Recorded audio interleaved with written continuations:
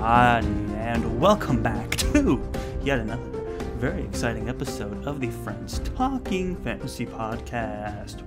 Woo! My name is Charles, and with me today, as always, is my lifelong friend and co-host, Dylan. I'm ready to talk some fantasy with my friend Charles. I am ready to talk some fantasy with my friend as well, Dylan, but not just any fantasy today, because today we are returning to our rather unusual new series here where we're deep diving chapter cluster by chapter cluster into The Name of the Wind, book 1 of the Kingkiller Chronicles by Patrick Rothfuss. Yes, that's exactly what we're doing. And today, the chapter cluster, as you so elegantly called it. I mean, I just came up with that just now. That was all improv. Oh, brilliant. If you can believe Charles, it. Brilliant. Yeah. So then chapter 6 through chapter 10. And we'll just kind of keep going at this rate. For those of you who haven't yet listened to our first reread episode, we did the prologue through chapter 5, and the format of these episodes is that we're rereading this book and we're just going to go all in, no holds barred. Spoilers are fair game from here on out with the Kingkiller Chronicle overall. So This gives us the chance to take one of our favorite series, and rather than being all coy about what happens later when we're discussing The Name of the Wind, we can just say things, and that's nice for us and nice for the folks who have already read through this series. And we also have an episode way back where we discussed The Name of the Wind in itself, without spoiling Wise Man's Fear and all that kind of stuff. So we've got everything for you when it comes to Kingkiller Chronicle. This reread is our deep dive. We're taking it piece by piece, as Charles said. So you've been warned. If you don't want any spoilers for the Kingkiller Chronicle, then now's a good time to turn this down in your headphones. And Charles, let's get this conversation going. Let's get this conversation going. Now, this will be interesting because it's easy to get all wrapped up in conversation around the prologue and everything because it's so iconic in the world of the world we live in of fantasy literature. And now we're getting into a little bit more the meat and potatoes here with chapters 6 through 10, which pretty much just covers the beginning of the chronicler at the Waystone Inn and Kvothe meeting Ben. That's kind of the two main points that we're at here. So it gives us some time to really kind of focus on a very specific, very brief moment in Kingkiller Chronicle lore. That's exactly what allows us to do, Charles. And it's kind of interesting as we get toward chapter 6 is really as we're moving toward I'm going to tell you my story. And there's some back and forth about how long is it going to take? And Kvothe says he needs 3 days. And then Chronicler's like, 3 days? No one needs 3 days. Yeah. So we get that whole exchange. And there's some interesting stuff, some of which is, I was thinking in some ways we get more clues in this first 50 some odd pages about how this story is going to go long term than we do for the next almost 2,000 pages. Just in terms of, right? So there's a bunch of quotes that you can be like, okay, so we can find, this is on, I think this is page 50 on my little paperback here, and they're asking, so Chronicler's asking basically can you tell in a short amount of time? And Kvothe is being all sarcastic. He's like, well, I wouldn't want to cost you any sleep. I can tell the whole thing in one breath. He clears his throat. I trooped, traveled, loved, lost, trusted, and was betrayed. Write that down and burn it for all the good it will do you. And it's just a funny, pithy remark from Kvothe when you're reading it the first time, and then you're reading it for whatever time I'm up to, and the second for you, Charles. And it's like, okay, wait. So I can actually take this sentence and try to speculate a little bit where things go. So there's loved, lost, right? And Right. presumably that's probably Denna. Yeah. And then trusted and was betrayed. So this betrayal aspect thing is not something that is really gotten into as much when Kvothe is telling his story from here on out. He kind of just like summarizes it, and it turns out that must be a key part of how he came to be Kvothe and how he ended up here. Then the question becomes, who did he trust and who betrayed him?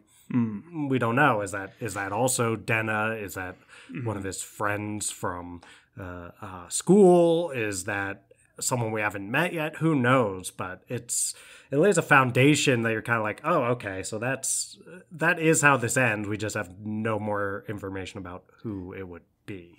And also sad. Yeah. Lost Denna, probably. Lost and betrayed, yeah, for sure. No, I highlighted that portion as well because I thought I went through the same thought process. I'm like, I can assume half of that is Denna, and the back half could be anybody because, we haven't finished Kvothe's story yet. But what immediately after that I thought was interesting was we get a Scarpy call out in this section.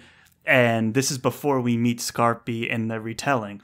And what I thought was interesting was this whole 3 days thing that you commented on. And Kvothe was like, oh, I need 3 days. I'm quite sure of it. Which is like, he's very confident about 3 days. But then the chronicler's like, well, if you just give me a day, I can go. I can even grab Scarpy and come back. And Kvothe is insistent that they do it now or they don't do it at all. And my read through of this was like, okay, he clearly doesn't want Scarpy to hear or weigh in or get involved, right? Is probably a part of it. The other part is, like, why is he so impatient? I think he doesn't want someone that knows him to interfere with the story because we know he's an unreliable narrator, and so we don't want him to be like, oh, that's not how it was. You're over-exaggerating this or that. And because Scarpy's a storyteller too, right? Yes. So I don't think he wants anyone, like, messing with what he's trying to do. So those two things together, it's like, oh, I was betrayed, but let's not have anyone else weigh in on this while I tell that story, only my point of view. It has to be right now. I don't know if like sometimes you watch those like reality shows like Shark Tank or whatever, like you have to accept the deal and you have to accept it right now. And usually when they do that, it's to pressure them into making a choice that's not 100% in their best interest, this false sense of urgency. And it's interesting to see Kvothe kind of put Chronicler through that, going through, since we've read both books, we've taken a new look at this unreliable narrator. And is this where we start to see some of those early signs of Kvothe being deceptive as a narrator, subtly? Real Mark Cuban move by Kvothe here. That's so interesting you bring that up, Charles, because I think that's an explanation that can totally make sense. And then you think like, okay, why did Rothfuss throw in I even highlighted it because it goes, I could even bring Scarpy back with me. The next line, Kvothe gave Chronicler a look of profound disdain. Whoa. That is like the immediate thing. And he goes, what gives you the slightest impression that I would be here when you came back? He asked incredulously, which I doubt would be a real threat. Like, oh, I'm probably just going to leave. It's like, what, you're going to leave tomorrow? Like, you've been here for a year. Yeah, I mean, I guess I just took it at face value, which is probably never a good idea when it comes to sleight of hand Kvothe or Rothfuss. So it's interesting. I just took it as, okay, well, now he's admitted he's Kvothe to someone, and then they would be going off and doing who knows what. But all that being said, that's true too. It's like, yeah, but at the same time, like, Kvothe's gonna go to bed after this first day or even he's gonna go to bed right after that and then start telling it tomorrow morning. So it's not like he's got Chronicler hostage truly. Like, Chronicler could leave and tell someone what's going on. So Kvothe, it's interesting. The profound disdain does also kind of imply it's something deeper than just like, okay, well, if you go, I'm just because he's such a professional and he can't be bothered to wait? Or was it the mention of having Scarpy come and listen to his tale? You know, it's probably a combination of both. It's interesting. Mm-hmm. I didn't even think about that, Charles, but that's a great call, and that's what's fun about going through this with a little bit more of a fine-tooth comb. Yeah, I mean, it leans into this stuff about the unreliable narrator that we're always keeping tabs on, almost defensively, Charles, because we get kind of bothered by the criticism sometimes of like, oh, the Mary Sue stuff, blah blah blah. So another line that leans into that is he says, the best lies about me are the ones I told, which is an interesting one. I think one that we've talked about. We even talked about that one in our overall Name of the Wind episode. Yeah. Yeah, that's a great quote because Chronicler says, oh, some people say you're a myth. And he goes, well, I am, because a very special kind of myth that created itself. It's the one I told, and I is like italicized, like emphasized in my version of the book anyway. So it's kind of funny where it's like, here he is telling you, and that's literally right before he says, oh, I can go get Scarpy. And then it's like, no, let's not do that. So it's kind of interesting that we are starting to get this as they start to broker this deal of like how the story is going to be told. Yeah. And I right around that area too, there's some back and forth between Chronicler and Kvothe. He's like, oh, some say you're a little more than a red-handed killer, and Kvothe is like, I am that. He says, I'm that too. I've killed men and things that were more than men. Every one of them deserved it. And when you think about that, things that were more than men, I mean, it doesn't really fit with anything he's done through the first two books that I can think of. Because, did they kill the Dracus? Or I'm trying to remember if they killed the Dracus. But even so, let's say they did, I wouldn't quite say like a giant lizard is more than man. Like it implies something like the Chandrian, right? Like that is kind of in the realm of man, but has whether transcended is the right word or not, but like become more than man because of curses and powers and things like that. So it makes me think Kvothe probably has killed a Chandrian by the end of this thing. Like by the time he's wasn't there a line somewhere about how he like killed an angel or something like that? There was a line about that. 'Cause I think it was, I remember at some point Chronicler was like looking at him and he was like, wow, like this is the kind of, like when I look at him like this, I believe that this is a man who did all those things, like killed an angel and blah, blah, blah.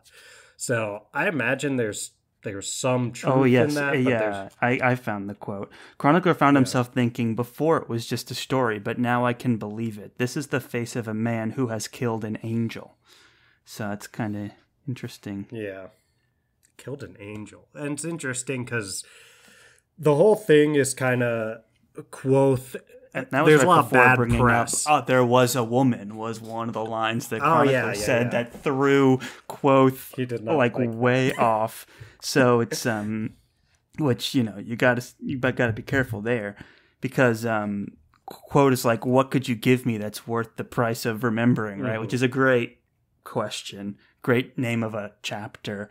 And he goes, you have to realize that like eventually there's the line between truth and lie, between history and an entertaining story is going to thin out, and you'll know which one will win over time. And then Kvothe was kind of like, okay, that kind of got him to consider this proposal. And then it says, Chronicler took an eager step forward, sensing victory. Some people say there was a woman.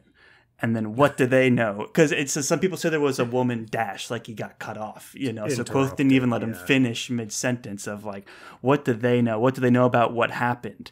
And then Chronicler tries to push, and then a bottle of strawberry something fell somewhere and caused this distraction that changed the subject. So it was kind of an interesting first early mention of Denna, where it's just like we cannot talk about that. And Kvothe is desperately trying to cause distractions to get out of it. You know, he's manipulating, scheming. Yeah, and it's a great point that you bring up. And the kind of thing, like, at times I've audiobooked this, and other times I've read it physically. And something that you might not get from audiobooking, especially if you're like we do when we audiobook and you're cranking up that speed to at least like 1.5 times or whatever. And you get a little more context from that M dash that implies that Chronicler was cut off. Some people say there was a woman dash, which is different than just like a leading, like some people say there was a woman, like your turn to talk. Like there was a woman. What do you got to say about that? You know, I was like, exactly. It's like that was, and it says, you get some sense because this Coat's voice cut like a saw through bone, which is just casual. Like Rothfuss always has a great way of conveying what he's trying to do. And then, yeah, you get a little sense Kvothe is like, okay, anything but this. But you also get the sense that chroniclers, there's some end to that sentence. It's, there was a woman who did blank, who you did this blank, who you did this too, who you, like, there's some end to that sentence that we may never know. Just right, seriously. Who knows when book 3 is coming out. But it said Chronicler found himself thinking of a story he'd heard. The story told about how Kvothe had gone looking for his heart's desire. He had to trick a demon to get it. But once it rested in his hand, he was forced to fight an angel to keep it. I believe it, Chronicler found himself thinking. Before it was just a story, but now I can believe it. This is the face of a man who has killed an angel. So maybe that greater context of that line of like he had to fight an angel to get it, and then that next sentence implied that he did kill it. Like, oh, I believe that this is someone who could kill an angel to get his heart's desire, right? So it's kind of interesting how Rothfuss is weaving all of these webs at the very beginning of this. And the question is, what or who is the Kvothe's heart's desire? Because we don't know if that is just Denna or if it is something else that Kvothe is seeking. And I think a theme, and we've gotten into this a lot, a theme of Kvothe's story throughout is this: he says one thing when it comes to Denna, and at times he often acts in a way that is contradictory to that. So he will just like tell you all day when he's going through this story about how much he loves Denna, how he's always looking for her, blah, blah, blah, blah, blah. But when push comes to shove, he's always chasing his own ambitions. And I think that is... that's an interesting thing when you think about this idea of he's looking for his heart's desire. Is that actually Denna, or is that something that Kvothe is seeking in terms of ambition? Oftentimes that gets tied into like trying to kill the Chandrian or what have you. So I'm kind of curious about that. And I'll just say I think the whole thing ties into this idea of seeking the name of the wind. To me is so much more than just the idea of like, oh, then you can control the wind because you know its name. It's like the name of the wind. It's something that's always changing and you can't ever truly get a grip on it. I think that's like part of the theme of Kvothe's story is like he's always chasing that next thing, oftentimes something that can't even truly be acquired. And what is his heart's desire when push comes to shove? Who knows? No. That's well said. And then it's also the same thing of like that quest to figure out what is the solution to this mystery of Kvothe's story. And we know from Rothfuss's philosophy on storytelling, that it's like the answer is never going to be as satisfying as the story itself. So as much fun as we have of trying to figure out how much of this foreshadowing is clues to something else, keep in mind that that third book is still yet to come out. And so this is something that he's teasing, 10 plus years ago. That is a story that's still ongoing and yet to be revealed. So who knows how much has been changed and shifted and all that. It seems like he's got it all figured out. And I know that he does have all the key things plotted. And it's just a matter of we're enjoying the story aspect of it. We don't necessarily need to rush to the end to crack the puzzle of how Kvothe wound up at the Waystone Inn. It's more fun to hear his story and get his interpretation and learn from that more than the truth. Yeah, definitely. And I think that we've talked about that a lot, the idea that it's the journey, not the destination when it comes to the Kingkiller Chronicle. When it comes to trying to get to that destination and trying to get that third book out, I think George talked about this in a recent blog post or something where he was like, I know this doesn't fit with the realities of publishing or where my career was at or anything like that, but I really wish I could have written all the Song of Ice and Fire books just like at once and then released them, which is I did something read that recently. Yeah, and that's something that Joe Abercrombie is in the place where he just does that now. He's just like, okay, I'm just going to write all the books in this series, and then we'll release one a year, and that's that. And when you don't do that, you have all of these things that are still hanging there in a published book that has been out now for a long time. I mean, when did this come out? Like 2006? Is that right? I am not sure. Early 2000s. Either way. For sure.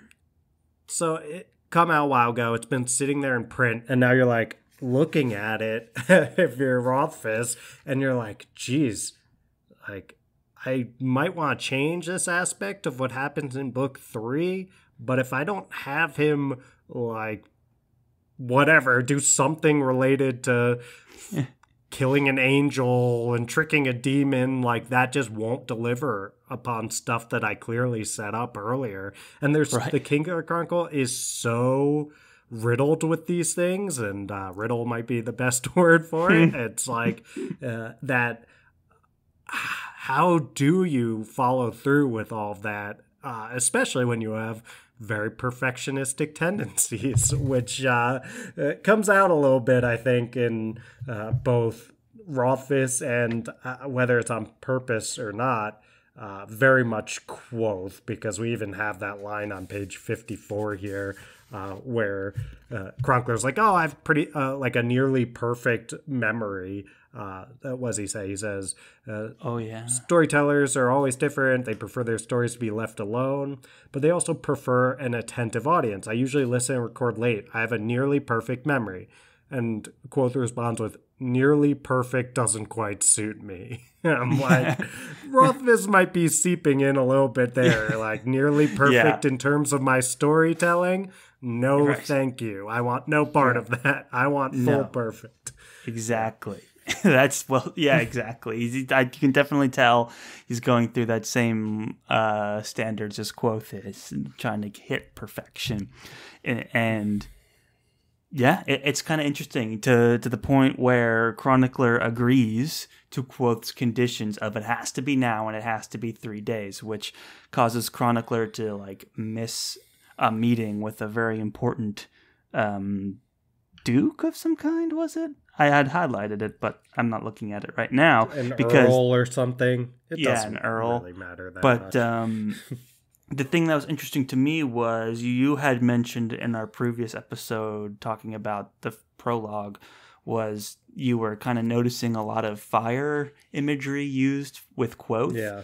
And the way chapter 6 ends is when Chronicler says, okay, you got me, I accept. it goes to the man who called himself Kvothe looked up from behind his bottles. A full-lipped smile played about his mouth. A spark was kindling behind his eyes. He seemed taller. Yes, I suppose I am, Kvothe said, and his voice had iron in it, which was a very interesting transition of, okay, now, the deal has been struck, and now Kvothe has come out to tell his story. And they use that kindling spark behind the eyes as that early metaphor. And then the use of iron, too, which we know has a great deal with the Fae kind and striking deals and things like that. We've seen iron brought up a bunch of times. So, I just thought that was an interesting continuation of that metaphor for Kvothe. Yeah, good call. I must have missed that one. So that fire imagery. I mean, I'm curious if it's more than just like a motif kind of throughout when Rothfuss is referring to Kvothe. Like it makes a lot of sense as this kind of like the fire is out, the fire is kindling. Like that's a difference between Kvothe and Kvothe. But yeah, that's a good call, and there's so much good stuff as we lead into the story. We haven't even gotten into the crux of this book, which is him telling the story itself. And yeah, shall we, Charles? Let's get into it because go for it. Yeah. So I was thinking that. Oh, okay. Last bit here, because I wanted to speak to.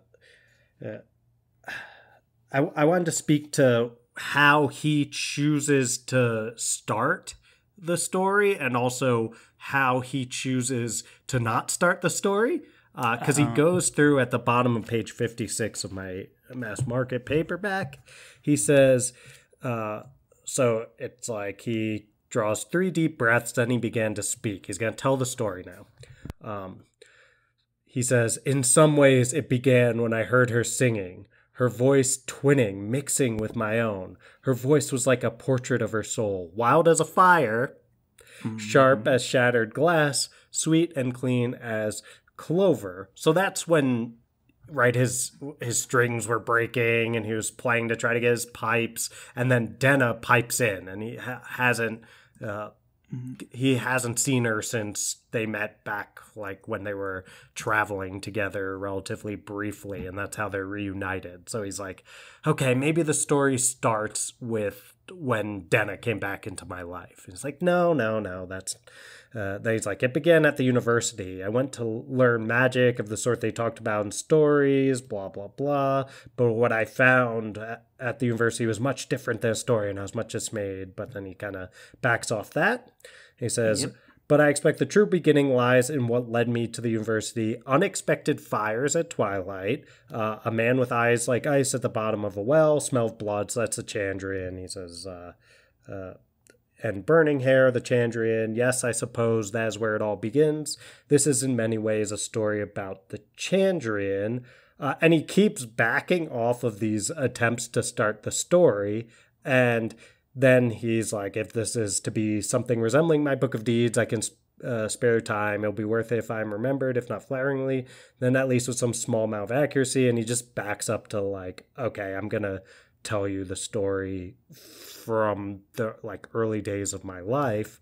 And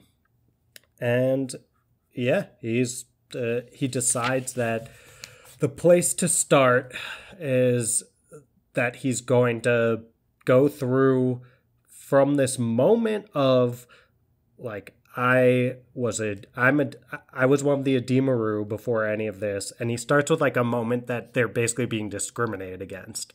So it's kind of interesting, all of that. I know I threw a lot out there, so we can start with whatever, but it's interesting what he chooses not to start with, all those other moments, and then he chooses to start with like, okay, let's talk about me being Ademaru and how the Ademaru get discriminated against.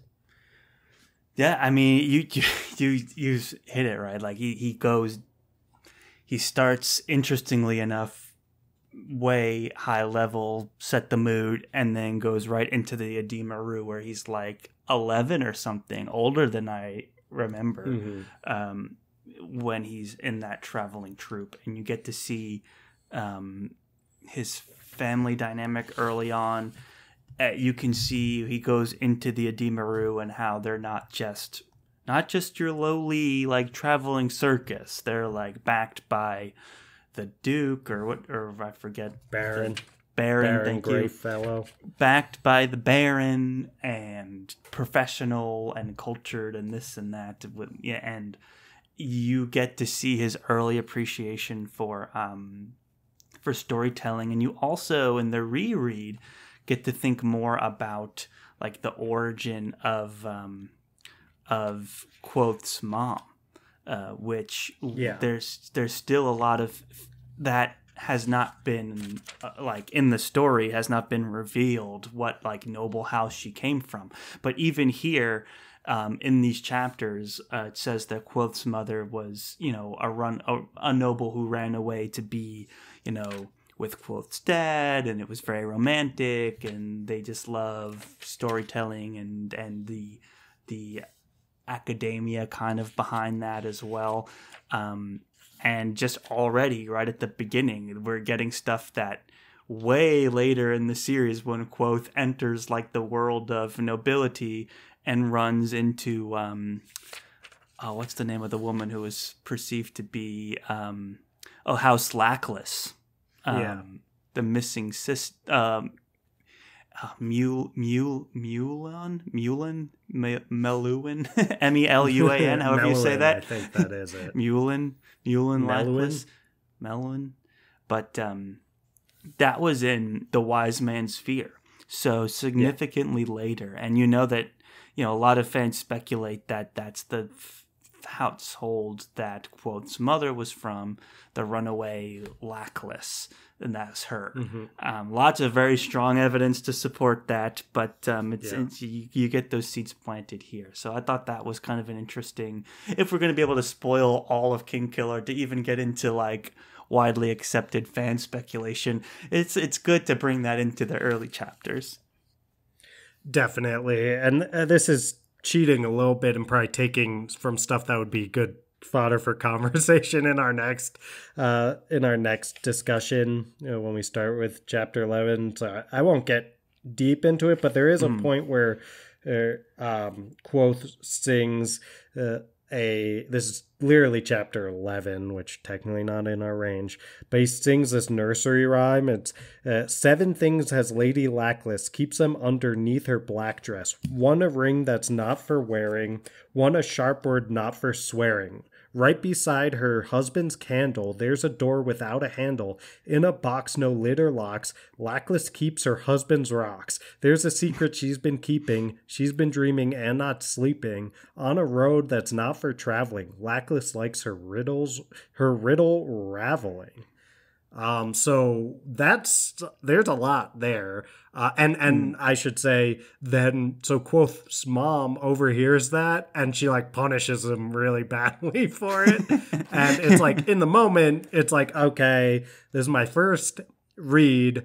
It's a kid saying a nursery rhyme that gets a little bit crass, right? She keeps his rocks in a chest or whatever. So then when you reread it and a lot of this evidence that maybe Kvothe's mom is Lady Lackless, then you're like, oh, no wonder she was so pissed. So we'll get into dissecting that maybe in our next discussion. Like there's a lot of foreshadowing, it looks like, in there. Even the door without a handle, the doors of stone, I don't know.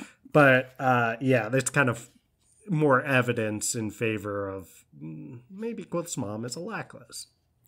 Right. And that holds a lot of ground with me too. It's we'll have to read more into the details as we go through it, but it seems hard not to believe that's the case. So we get a couple of fun instances of the Ademaru traveling around and kind of one-upping the local mayor, outclassing him essentially and being very polite and eventually getting what they want by separating themselves as just regular performers, which is kind of fun. You get to see the dignity behind the trade and all of that, where you get to see Kvothe's early talents for showmanship. And like when you talk about these Mary Sue-like things, it's like, well, I learned how to tell stories and play music and recite poetry and have really good memory and all those things at like a very early age, being a Demaroo. And you're like, yeah, I can buy into that. That's a good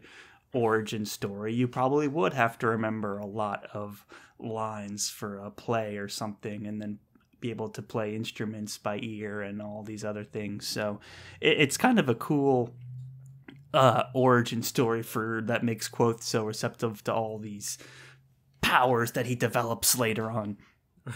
For sure. And I will say, there are lots of things that we know Kvothe is ridiculously good at really, and it seems really easy for him. And that does hold some ground. That's like, how did he just learn Chronicler's cipher system so quickly? That's wild. Right. And that's fair, but I guess with the Mary Sue things, I always think about, like, let's say Patrick Mahomes, right? He's like the best quarterback, blah, blah, blah. Tom Brady, since you have some Boston roots there, Charles, maybe we'll go with that.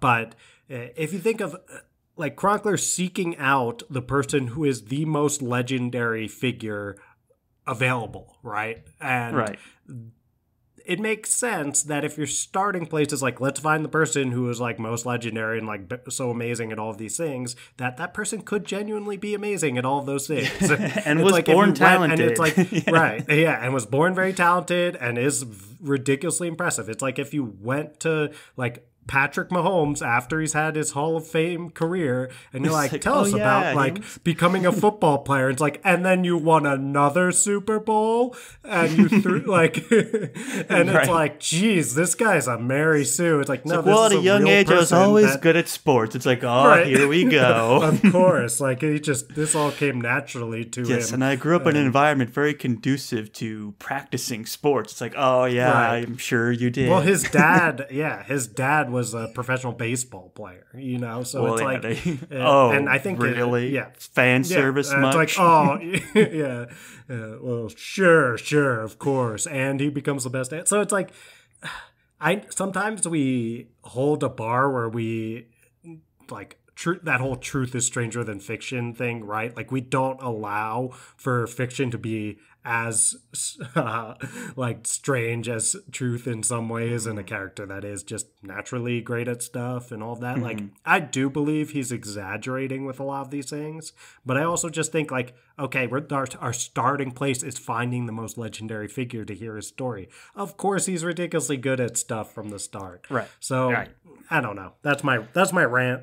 But well said. And I agree. And that's something to keep in mind as we continue, because it's only the beginning. And speaking of beginnings, we meet Abenthy, aka Ben, in one of the cheekiest kind of intros to a character that we have. I don't know if you have this quote, but I grabbed it, where and then there was Abenthy, my first real teacher. He taught me more than all the others set end to end. If not for him, I would never have become the man I am today. I ask that you not hold it against him. He meant well.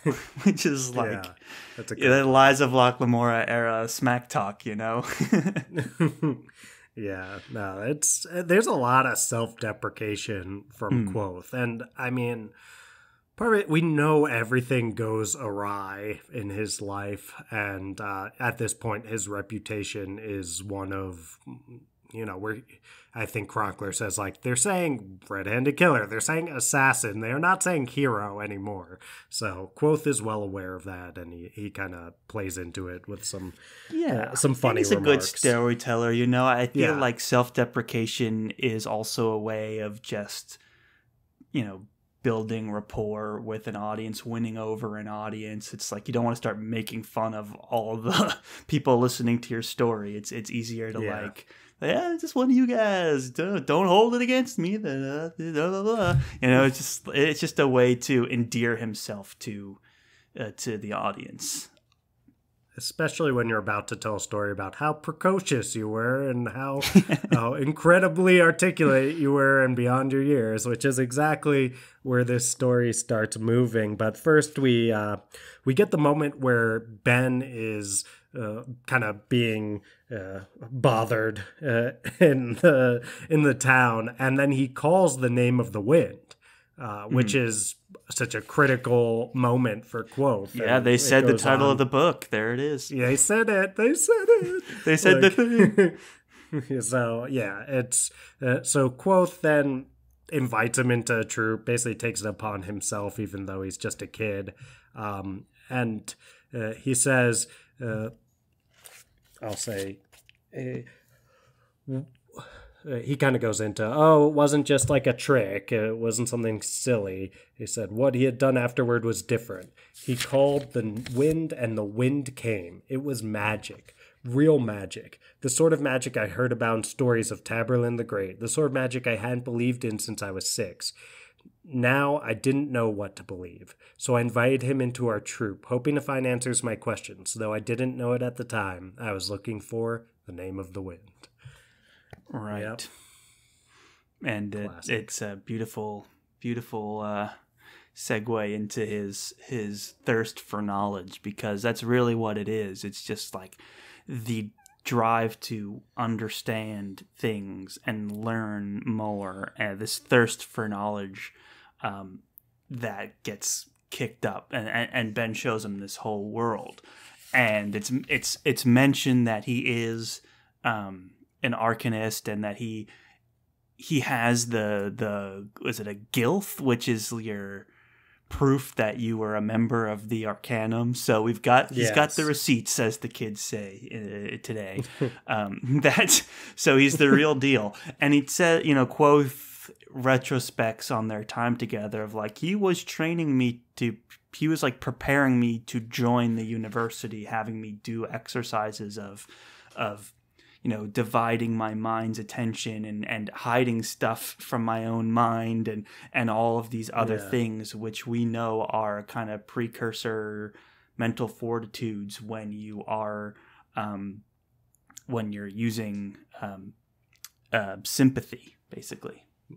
Yeah, and this is part of why it makes sense that Kvothe becomes as incredible as he is, because he's like this perfect combination of nature and nurture of like, he had all the gifts coming in. We gotta just say he's kind of maxed out in that. And then on top of it, he's getting this kind of training at such a young age that almost no one would be getting. And it just equips him to be ridiculously good at so many things. And we know he's also being taught, all sorts of science and math and botany and psychology, anatomy, all this stuff is mentioned that he's being taught that too, but he kind of is like, I'm going to glaze over that because I don't think you want me sitting down talking about botany with Ben as like an interesting story. You want to hear about the magic. But we know he's being trained really well, and very particularly to be an arcanist. Very exactly right. And it's interesting knowing where this goes, like how on the rocks Kvothe was getting accepted and being able to partake, like be a student, and how much Ben was championing him in those moments. Yeah, he was also on the rocks when Ben was trying to convince him that rock will float if he will once he releases it, and that's kind of thing that so that's the kind of thing that Ben just challenges a kid who probably they say, I actually heard this isn't true, but they say like a kid's mind is like a sponge, right? It can absorb a language so quickly, and you can learn so much quicker at that age than you could as an adult. Somewhere I heard that wasn't true, but I don't know. Point being, it's a lot easier probably to work with an 11-year-old kid and convince them that like you can make a stone float or fly up or whatever before you drop it than it is like once you're university age and you're like 18 or whatever, and then be like, oh, now I have to convince myself of this stuff that completely defies any logic or any of my life experience. So I think that's another reason why like Kvothe is well equipped in this moment, because it's like 11-year-olds, even Kvothe, who's beyond his years, as we know, it'd be much easier to convince them of something that couldn't be true by the laws of physics, but in this case, because of magic, could be true, and you have to be able to believe it. So that's interesting. Right. It is interesting, and it's the beginning of building this magic system of sympathy and all of that, which we get more into when he gets into the university. But before we can do that, there was just one interesting thing that happened when Kvothe has this exchange with his father when they're talking about the mayor right before they leave with Ben. Mm. And Kvothe is complaining that they only got paid like some coppers and it was insulting. And he's like, oh, that's like we're just common travelers. And then it goes, my father laughed and roughed my hair. Just pity him, my boy. Tomorrow we'll be on our way, but he'll have to keep his own disagreeable company until the day he dies.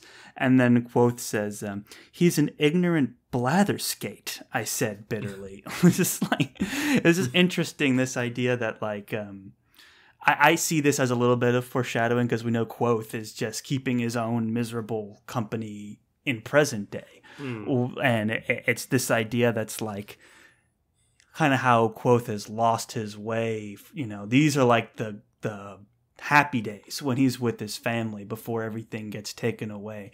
And in those kind of happiest memories, he's being told that like, hey, miserable people have to keep their own sad company. Like that's kind of the lesson I'm trying to impart on you. Meanwhile, Kvothe is still, complaining about the mayor, like didn't accept the full message, just like, but he's such an ignorant blatherskate, which I'd never heard before.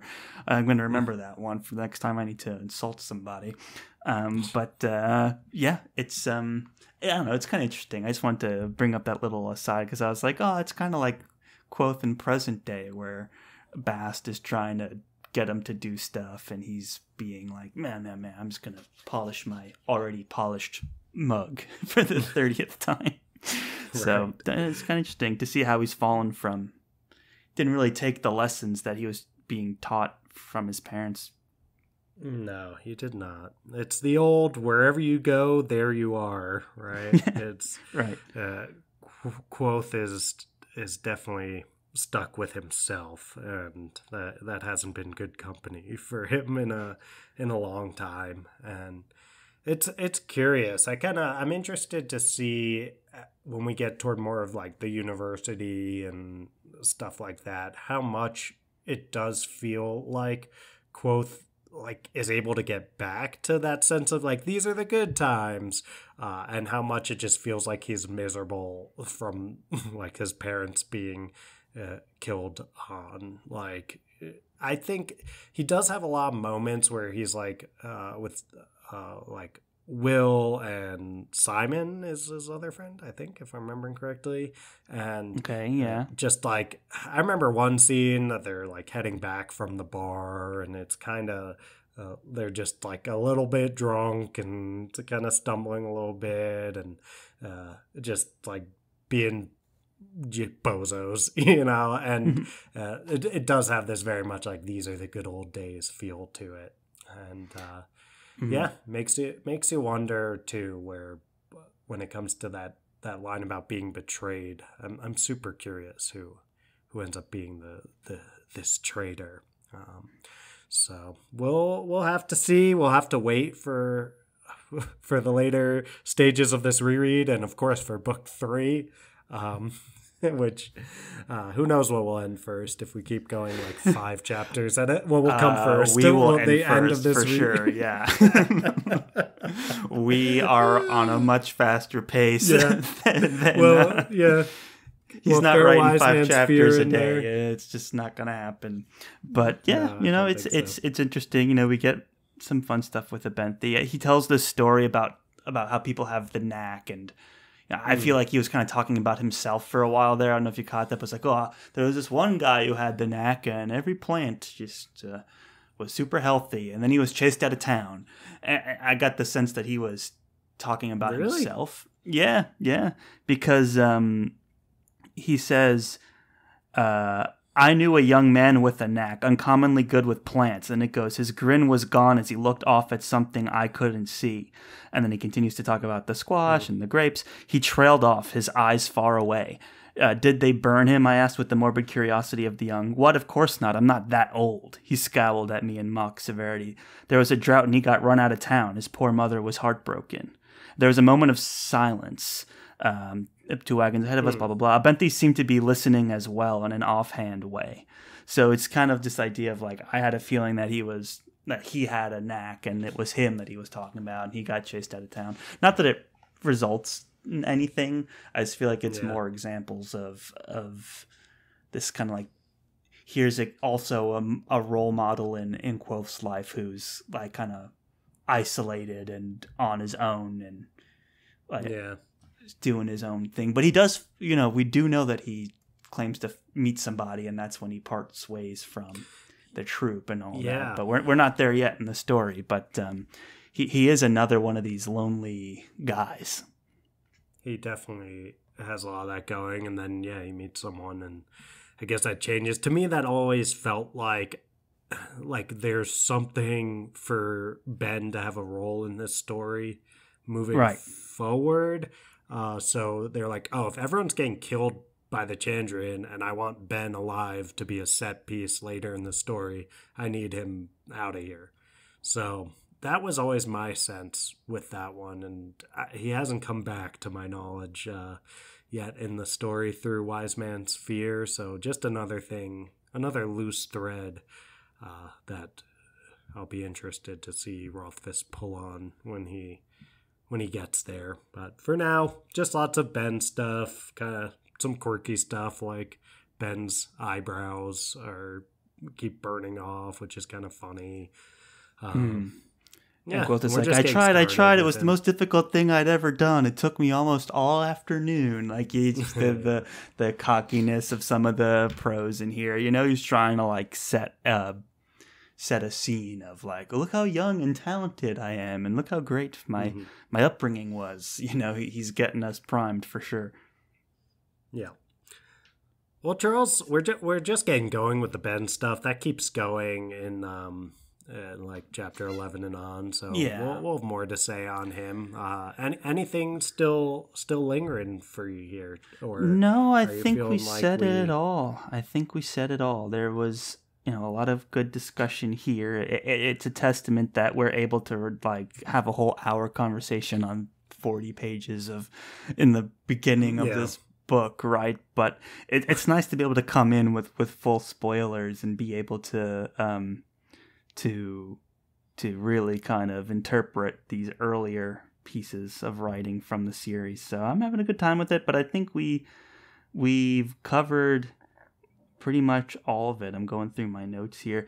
I just highlighted some stuff about some of the lore, but I don't think it's anything super significant. So we can, I think we can wrap it up unless you had something.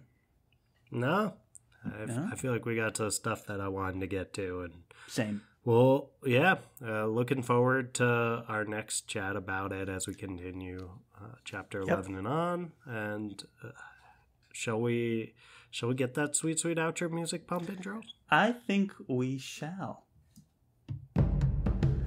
Thank you, everyone, one and all, for listening to yet another very exciting episode of the Friends Talking Fantasy Podcast. If you like what you heard today and you want to support the show, one of the best ways to do that is by following us and engaging with us over on the socials. That's at the FTF Podcast on Instagram and TikTok, and at the FTF Podcast with number 1 at the end on Twitter. Now, Dylan, if they like what they heard today and they want to support the show even more than following us and engaging with us over on social media, what can they do?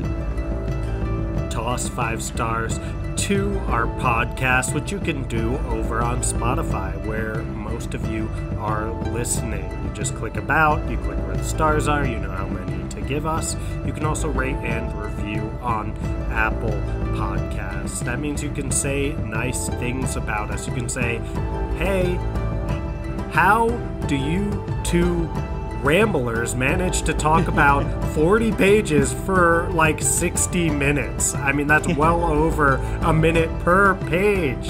Yeah. I mean, You could read the dang thing faster.